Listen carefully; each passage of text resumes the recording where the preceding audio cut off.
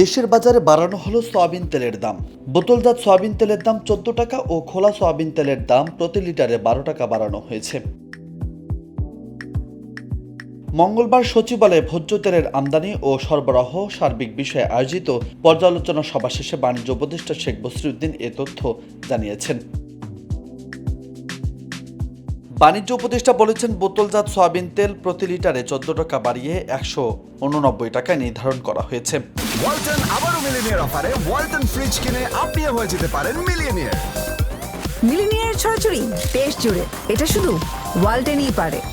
অন্যদিকে খোলা সয়াবিন তেল প্রতি লিটারে 12 টাকা বাড়িয়ে 169 টাকা নির্ধারণ করা হয়েছে। নতুন তেলের দাম অনতিবিলম্বে কার্যকর করা হবে বলেও জানানো হয়েছে।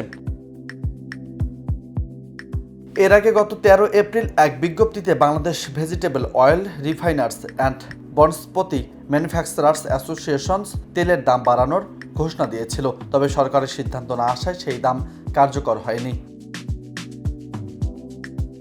গত বছরের 9 ডিসেম্বর সর্বশেষ বোতলজাত সয়াবিন তেলের দাম বাড়ানো হয়েছিল।